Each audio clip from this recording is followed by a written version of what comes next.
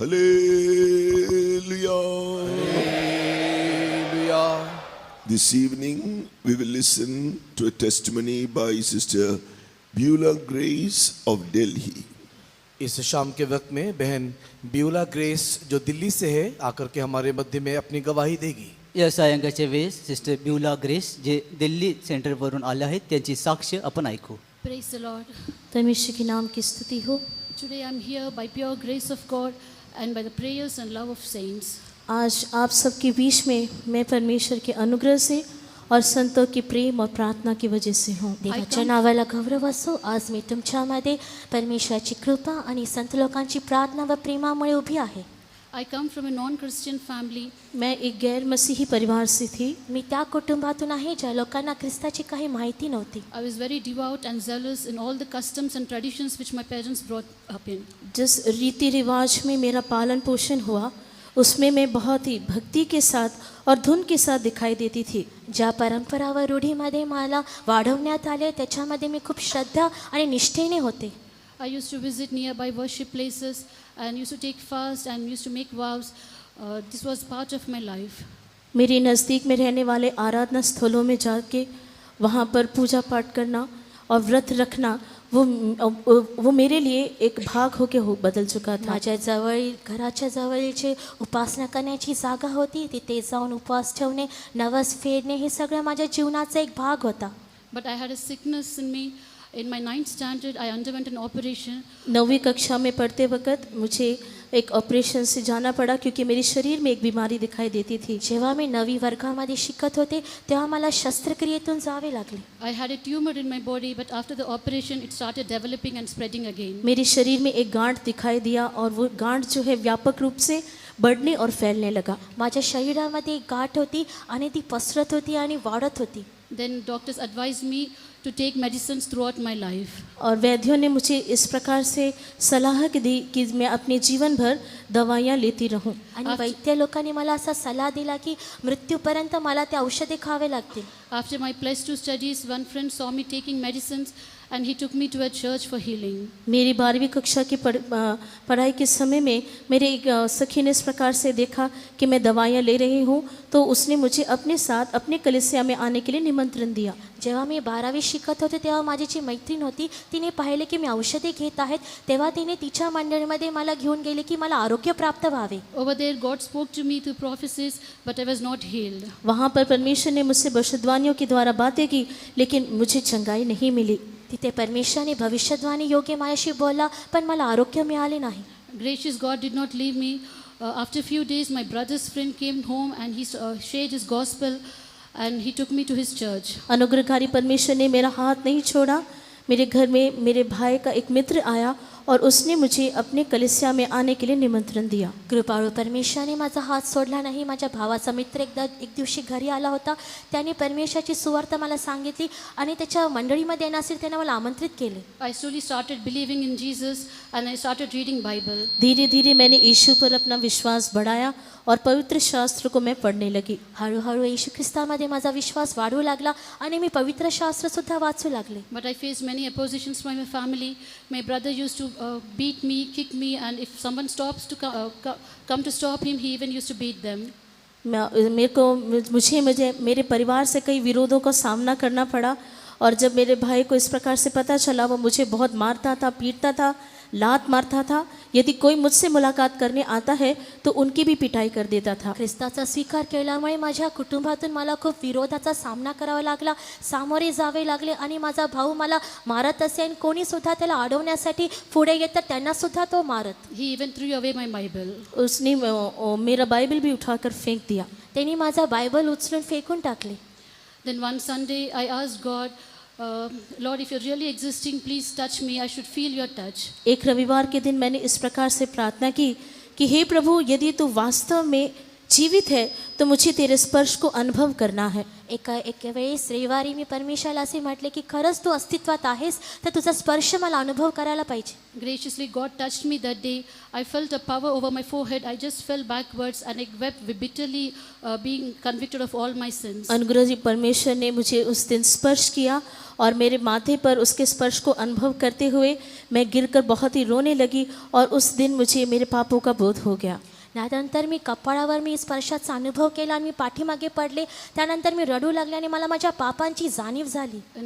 Next week, God enabled me to obey to the waters of baptism. उसी अगले हफ्ते परमेश्वर ने मुझे पानी के बपतिस्मे में आज्ञा मानने के लिए सहायता की. आणि त्या पुढील आठवड्यामध्ये पाण्याच्या बपतिस्म्यामध्ये आज्ञा पालन करण्यासाठी परमेश्वराने मला सहाय्य केले. Then I got a job in Chennai. God wonderfully led me to this TPM church. Chennai में मुझे नौकरी मिली. वहाँ जाने के बाद इस टीपीएम की कलीसिया में आने के लिए प्रभु ने मेरी सहायता की. चेन्नई येथील जागेमध्ये परमेश्वराने मला काम करण्यासाठी एक संधी दिली आणि नंतर या पेंटिकॉस्टलच्या मंडळीमध्ये येण्यासाठी सुद्धा परमेश्वराने माझा मार्ग मोकळा केला. For 1 year, I used to pray for 3 things mainly in my life. That is for anointing, for healing, and to reveal God's purpose concerning my life. और 1 साल से मैं 3 विषयों के लिए मुख्य रीति से प्रार्थना किया करती थी. एक तो परमेश्वर मुझे चंगाई देना चाहिए, मुझे अभिषेक देना चाहिए. मेरे जीवन के विषय में उसका क्या उद्देश्य है उसे वो पूरा करना है. मी नेहमी 3 विषयांसाठी प्रार्थना करीत असे. प्रथम जे आरोग्यासाठी, अभिषेकासाठी आणि परमेश्वराचा माझ्या जीवनामध्ये काय उद्देश आहे हे माहिती करण्यासाठी. Wonderfully, God answered all these 3 in the same year 2008. 2008 उस सन में परमेश्वर ने इन तीनों सवाल का जवाब मुझे दिया. 2008 वर्षामध्ये परमेश्वराने अद्भुत रीतीने माझ्या प्रत्येक प्रश्नाचे उत्तर दिले. In Chennai Convention, after the divine healing service, when testimony service was going on, I too examined my body whether I was healed, but I was not healed. Chennai के सम्मेलन में जब ईश्वरीय चंगाई का वो भाग चलता है उस समय मैंने भी अपने शरीर को स्पर्श करके देखा कि क्या मुझे चंगाई मिली है कि नहीं, लेकिन उस समय मुझे चंगाई नहीं मिली. चेन्नईच्या संमेलनामध्ये जेव्हा ईश्वरी दैविक आरोग्याबद्दलची सभा चालत होती तेव्हा त्या सभेच्या वेळेस मी स्वतःला स्पर्श करून पाहिले की मला आरोग्य मिळाले की नाही, पण मी अनुभव केलं की मला आरोग्य मिळाले नव्हते. When I was returning home in disappointment, that time pastor was announcing that all those who are returning in disappointment, you should know this thing, that the power of the blood of Jesus is not only present in this hall, but it is spread outside on the road, and so that blood will heal you on the road. निराश होते हुए जब मैं अपने घर की or लौट रही थी उस समय में पास्टर जी ने इस प्रकार से कहा कि परमेश्वर का सामर्थ केवल इस हॉल के अंदर मौजूद नहीं है, रास्ते में जाने वाले मार्ग में भी यीशु मसीह का लहू वहाँ भी चंगाई कर सकता है. और वहाँ पर मैंने चंगाई को अनुभव किया. हताश होऊन जेव्हा मी घरी परत जात होते तेव्हा त्याच वेळी पास्टरने अशी घोषणा केली की काही लोक निराश होऊन परत जात आहात, पण त्यांनी हे लक्षात घ्यावे की परमेश्वराच्या येशू ख्रिस्ताच्या रक्ताचं जे सामर्थ्य आहे, जी शक्ती आहे ती फक्त ह्या हॉलमध्ये नाही पण हॉलच्या बाहेर त्या रस्त्यामध्ये आहे आणि तुम्ही रस्त्यामध्ये जात असतानाच तुम्हाला आरोग्य मिळणार. Strongly I believed these words, and next day I went to Apollo Hospital for medical checkup. और इन बातों पर विश्वास करते हुए अगले दिन अपोलो हॉस्पिटल में मैं चेकअप करने के लिए चली गई. त्यांच्या बोलण्यावर मी पूर्णपणे विश्वास केला आणि हॉस्पिटलमध्ये मी वैद्यकीय तपासणीसाठी गेले. But to my surprise, a report came out saying that there's no sign of tumor in my body. और हैरानी की बात यह है कि रिपोर्ट में इस प्रकार से आया कि मेरे शरीर में किसी प्रकार के गांठ के लक्षण नहीं है. जेव्हा त्या तपासणीचा वृत्तांत आला तेव्हा मी थक्क झाले की त्यात लिहिले होते की माझ्या शरीरामध्ये एकाही गाठीचा चिन्ह नाही. But that same day, I got affected with chicken pox and with fever. और उसी हफ्ते में मुझे छोटे चेतक फुंसियाँ आ गई और मुझे बहुत ही बुखार हुआ. त्याच आठवड्यामध्ये मला कांजण्या झाल्या आणि त्याच्यामुळे मला ताप आला. And I had to go to Faith Home for prayers. और प्रार्थनाओं के लिए मुझे विश्वास भवन में जाना पड़ा. प्रार्थनेसाठी मला विश्वास भवनात जावे लागले. And over there, God spoke to me for nearly 1.5 hours that I have to give up my medicines. और वहाँ पर 1-1.5 घंटा के लिए परमेश्वर का आत्मा मुझसे बोलने लगा कि मुझे अपनी दवाइयों को छोड़ना है. आणि तिथे परमेश्वर 1.5 तास माझ्याशी बोलू लागला आणि तो म्हणू लागला की जे काही औषधे मी घेत आहेत ते मी सोडले पाहिजे. But I was arguing with him. But for every question, whatever I asked, God used to answer that He is able to heal me of all my sicknesses. मैं जो भी सवाल परमेश्वर से पूछती थी, हर एक सवाल के लिए परमेश्वर मुझे यही जवाब देता था, मेरे हर एक बीमारियों से मेरा परमेश्वर मुझे ही चंगा करेगा. जितके प्रश्न मी त्याला विचारत होते प्रत्येक प्रश्नाचं उत्तर तो हेच देत होता की प्रत्येक रोगापासून तो मला निरोगी करण्यामध्ये त्याची क्षमता आहे. When I finally surrendered, I instantly got healed, and after going home, I threw away all my medicines in a dustbin. जब मैंने इन बात को अंगीकार किया, उस समय परमेश्वर ने मुझे पूर्ण रीति से चंगाई की और घर पर लौटकर मैंने अपनी सभी दवाइयों को फेंक दिया. जेव्हा मी माझ्या पापाचं कबुली केली आणि तेव्हा परमेश्वराने मला पूर्ण आरोग्य दिले आणि लगेच तत्क्षणी जेव्हा मी घरी गेले माझे सर्व औषधे मी फेकून टाकले. And in that same year, God called me to this ministry, and He confirmed me through prophecies and dreams. भविष्यवाणियों और स्वप्नों के द्वारा उसी साल में परमेश्वर ने मुझे इस सेवकाई में आने के लिए मेरे बुलाहट को निश्चय किया. त्याच वर्षामध्ये परमेश्वराने स्वप्न दर्शनाद्वारे आणि भविष्यवाणीद्वारे माझे पाचारण त्याने दृढ केले. And God used to speak to me through dreams that I have to put off my ornaments, and I have to leave all the Western modern dressing. और परमेश्वर ने स्वप्न के द्वारा मुझसे ये भी बातें की कि जो गहने मैं पहनती थी उसे भी मुझे फेंकना है और जो पाश्चात्य राज्य के वस्त्र को पहनती थी उसे भी मुझे बदलना है. दर्शनाद्वारे स्वप्नाद्वारे परमेश्वर मला बोलू लागला की जे दागदागिने मी घालत होते ते सुद्धा काढण्यासाठी आणि जे पश्चिमी वेशभूषा मी घालत होते ते सुद्धा काढण्यासाठी परमेश्वर माझ्याशी बोलला. But after a few days, I got transfer to Hyderabad. थोड़े समय के पश्चात मेरी बदली हैदराबाद हो गई. थोड्या वेळानंतर हैदराबाद येथील जागेमध्ये माझी बदली झाली. I was not allowed to go to church, and every Sunday my parents used to lock me in my room. और मुझे कलीसिया में जाने के लिए अनुमति नहीं दी जाती थी. मेरे माता पिता मुझे कमरे में बंद कर देते थे. रविवारी मंडळीमध्ये जाण्यासाठी माझे आईवडील मला परवानगी देत नव्हते. खोलीमध्ये ते मला बंद ठेवत असे. And I used to pray alone, and during message time I used to call up my friends and I used to hear live messages. और अकेले कमरे में बंद रहते मैं प्रार्थना करती थी और मेरे मित्रों को बुलाकर वहाँ से कुछ संदेश मुझे मिलता है तो वो सुनती थी. खोलीमध्ये एकटा असताना मी प्रार्थना करीत असे आणि जेव्हा संदेशाचा वेळ होता तेव्हा माझ्या सोबतींना फोन करून मी त्यांच्याकडून ते संदेश ऐकत असे. Because I did not know anything about this ministry and I had no fellowship with saints, I used to God to guide me in my prayers, and I used to ask Him to give me the prayer points.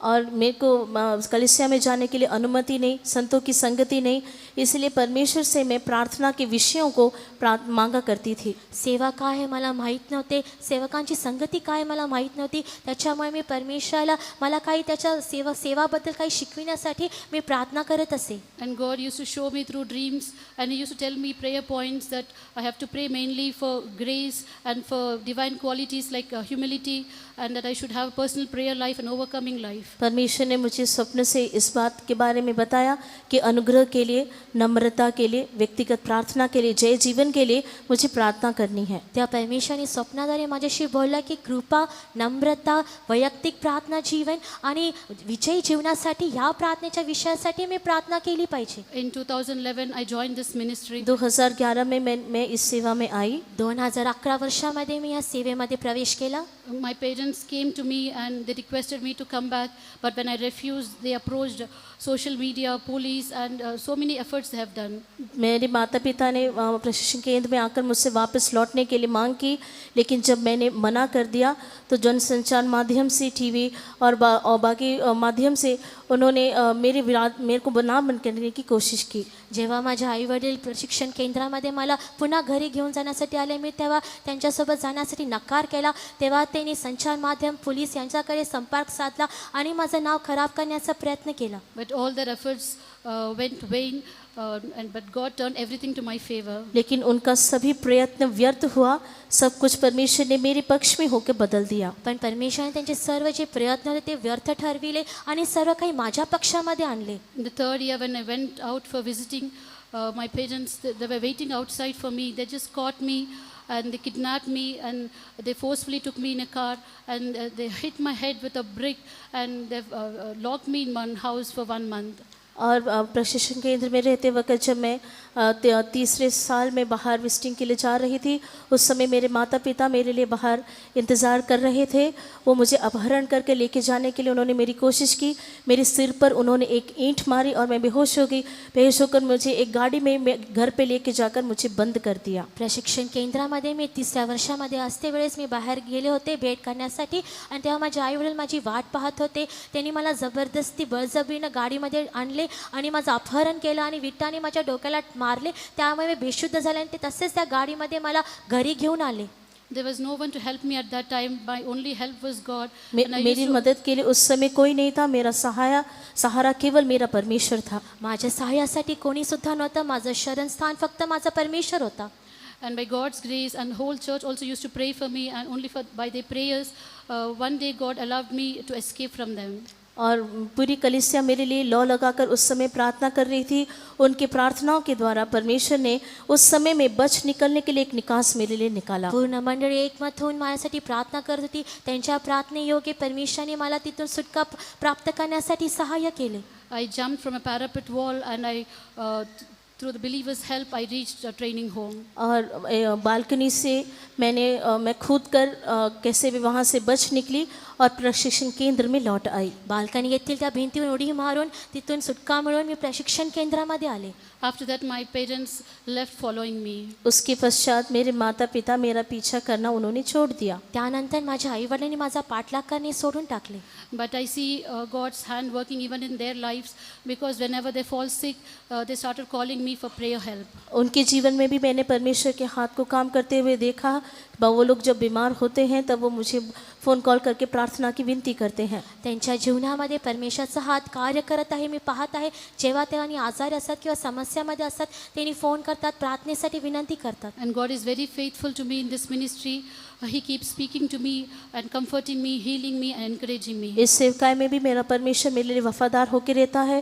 वो मुझसे बात करता है, मुझे तसल्ली देता है, मुझे चंगाई देता है, मुझे हियाव देता है। या सेवामध्ये सुद्धा परमेश्वर माझ्यासाठी एक विश्वसनीय परमेश्वर आहे। तो मला सांत्वन करतो, मला आरोग्य देतो आणि तो मला प्रोत्साहित सुद्धा करतो। I request everyone to pray for me, that I should also be faithful to Him till my last breath. मेरे जीवन के अंतिम श्वास तक मैं भी विश्वास योग्य रहने के लिए मैं आप सबकी प्रार्थना की मांग करती हूँ। माझ्या शेवटच्या श्वासापर्यंत परमेश्वरासाठी विश्वसनीय राहण्यासाठी मी तुम्हाला सर्वांसाठी प्रार्थनेची विनंती करते। Praise the Lord. परमेश्वर के नाम की स्तुति हो। देवाच्या नावाला गौरव असो।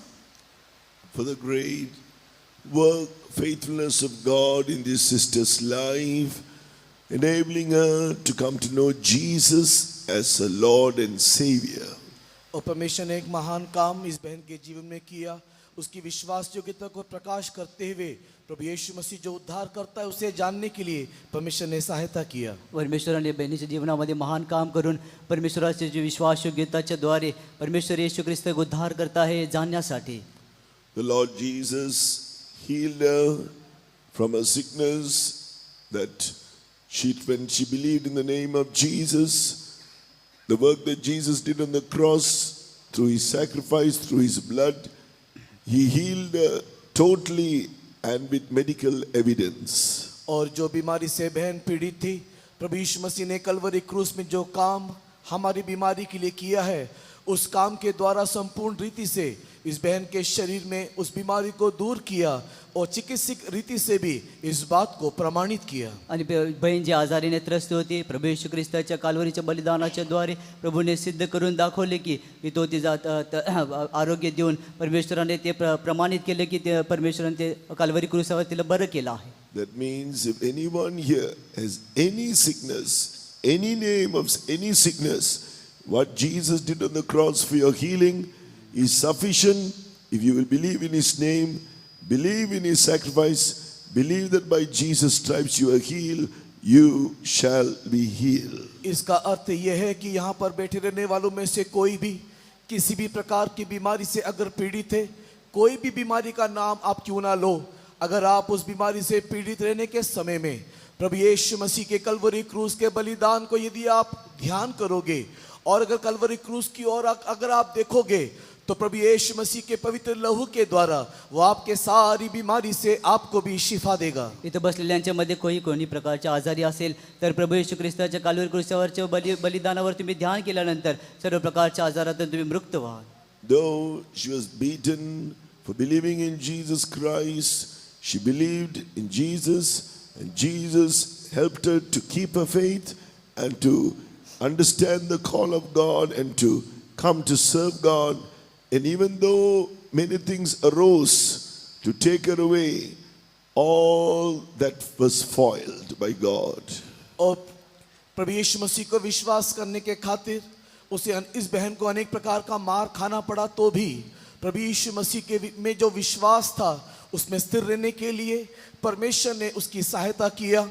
अनेक प्रकार की बातें उसके विरोध में उठा, अनेक प्रकार का षड्यंत्र रचा गया, तो भी परमेश्वर उन सारी बातों को विनाश करके बहन को विजय दिया. आपले प्रभू येशू ख्रिस्तासाठी अनेक कष्ट तिला सहवा लागलं, मार खावा लागला, तरी पण प्रभू येशू ख्रिस्ताच्या नावासाठी सर्व काही मार सहन करून वेगळं होण्यासाठी प्रभूने तिला सहायता केली. Now her own parents are believing in her prayers to Jesus for their healing, for all the great things God has done in her life, for the salvation of a whole family.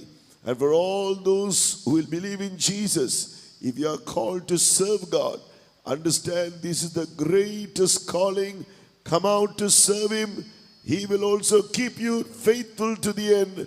That the Lord may bless this sister and keep her faithful and true to the end too. Shall we praise God? और वर्तमान परमेश्वर इस बहन के परिवार को भी स्पर्श कर रहा है और प्रभु यीशु मसीह के ऊपर विश्वास करते हुए उनकी बीमारी के समय में प्रार्थना की मांग वे लोग कर रहे हैं.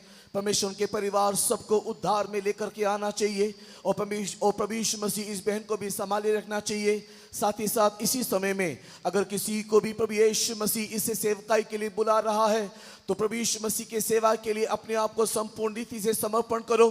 परमेश्वर आपको अंतिम समय तक आपको संभाले रखेगा. इस बहन को भी परमेश्वर आखिरी दिनों तक अपने अनुग्रह में संभालते हुए उसकी विश्वास योग्यता में संभाले रख के चलाने के लिए आइए मिलकर के परमेश्वर को धन्यवाद करें. परमेश्वराने या परिवाराला पण विश्वास ठेवण्यासाठी मदत केली. ते परिवारातले लोक पण त्यांच्या फोन करून त्यांच्या आरोग्यासाठी प्रार्थनेची विनंती करत आहेत. अशाच प्रकारे आपल्यामध्ये पण पुष्कळ लोक जे परमेश्वराची सेवा करत आहेत ते पण परमेश्वराच्या सेवेसाठी वेगळे होण्यासाठी आणि परमेश्वर या बहिणीला पण सेवेसाठी आगे पण चालवण्यासाठी पण या पण परमेश्वराची स्तुती करूया. Hallelujah.